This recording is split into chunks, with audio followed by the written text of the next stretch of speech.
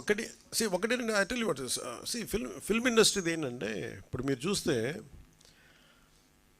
మీరు డబ్బులే మాట్లాడాలంటే జగన్ గారి దగ్గర ఎక్కువ డబ్బులు ఉంటాయి. ఒక హీరో దగ్గర ఉన్న డబ్బుల కంటే కూడా వాళ్ళ ఒక ఫ్యాక్టరీ తీసుకున్నాం ఫస్ట్ ఉదాహరణకి, సిమెంట్ ఫ్యాక్టరీ, దాని దగ్గర ఎక్కువ డబ్బులు ఉంటాయి. ఫిల్మ్ యాక్టర్స్ ఇవన్నీ ఏంటంటే వాళ్ళ హడావిడి ఎక్కువ, గోల ఎక్కువ. అంటే సంపాదించే డబ్బులు కంపారిటివ్లీ, నేను చెప్పే డబ్బులు సంపాదించడం నేను చెప్పట్లేదు కదా, సంపాదించే డబ్బుల కంటే కూడా ఆ హడావిడి అంటే 10 లక్షల మంది జనం వచ్చారు కదా అని చెప్పి 10 లక్షల కోట్లు ఉన్నాం అక్కడ.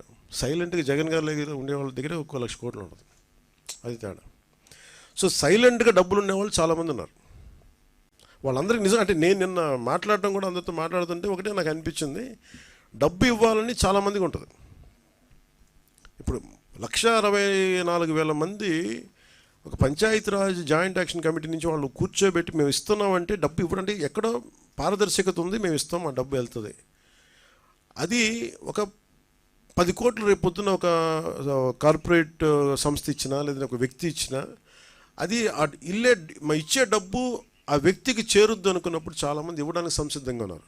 అలాంటి ట్రాన్స్పరెన్సీ ఒక ప్రయత్నం చేస్తున్నాం. సో దానికి ఎగ్జాంపుల్ నేను ఏం చెప్పానంటే, ముందు ఎఫెక్టెడ్ 400 పంచాయతీల్లోకి నేను ఒక పంచాయతీ ₹1,00,000 చొప్పున నేను ఇస్తే అది ఎలా ఖర్చు పెడతారో నేను చూద్దాం. It's a way of donation. Also పర్సనల్గా నేను కూడా ఇన్వాల్వ్, నా డబ్బు కూడా ఇన్వాల్వ్. అది ఎలా వెళ్తుంది? సపోజ్ నేను పారిశుద్ధ పనులకి ఇది ఇవ్వాలి, లేదంటే చాలా పనులు ఉంటాయి, చిన్న రోడ్లు కావచ్చు, పారిశుద్ధ బిల్డింగ్లు కావచ్చు, లేదంటే పశువులు చచ్చిపోతే పశువులకి ఎవరన్నా, సపోజ్ నేనేమంటాను, ₹1,00,000 మన ఒక పంచాయతీకి ఇస్తే ఆ పంచాయతీలు ఉదాహరణకి 220 పశువులు చచ్చిపోయినాయి. ఈ 220 పశువులకి ఈ 400 పంచాయతీలు జరిపి ఈ పశువులే కొనండి, నా బడ్జెట్ ఇది, నా ఇచ్చే డబ్బు అంతా ₹1,00,000, ఆ గ్రామంలో 10 పశువులు చనిపోతే 10 పశువులు కొనండి. లేదంటే నేను ఇచ్చే ₹1,00,000 ఎన్ని పశువులు వస్తే అన్ని పశువులు. ఆ హెడ్కి వెళ్ళినప్పుడు జెన్యూన్గా అది వెళ్ళింది అనుకోండి, నాకు ఇచ్చే వ్యక్తికి తృప్తి ఉంటుంది. అలాంటి పారదర్శకత కావాలని కోరుకున్నాం. అందుకని యాక్టర్స్ ఇవన్నీ ఏమైపోతుందంటే, మేబీ ఇది హడావిడి, లేదంటే నిజంగా చాలామంది చిత్ర పరిశ్రమ చాలామంది ఇచ్చారు, మనస్ఫూర్తిగా వారికి నా ధన్యవాదాలు తెలుపుకుంటాను మన ఆంధ్రప్రదేశ్ ప్రభుత్వం నుంచి.